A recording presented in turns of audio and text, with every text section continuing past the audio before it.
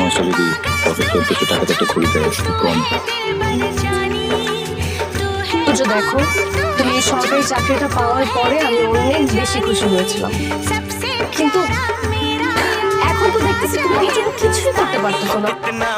আর বিয়ের আগেই তুমি এত বাবা মায়ের সাইড টানতেছো, বাবা মায়ের জন্য এত কিছু করতেছো, বিয়ের পরে তুমি কি করবা? কি বলতেছো তুমি? আমার থেকে আসবো এতটুকু একটা স্যালারি পাই, তোমার কি মনে হচ্ছে যে এটা দিয়ে বাবা মার জন্য প্রাসাদ বানাচ্ছে? আমার মা ঠিকই বলে, এত বেশি মা ভক্ত ছেলের প্রেমে পড়া আমার একদমই ঠিক হয় নাই, রাইট? সরি, তোমার তোমার মা এসব বলেন? আমার মনে হয় তোমার মা তোমার মাথাটা নষ্ট হয়ে দিচ্ছেন। কোনো মাকে এই কথা বলতে পারেন?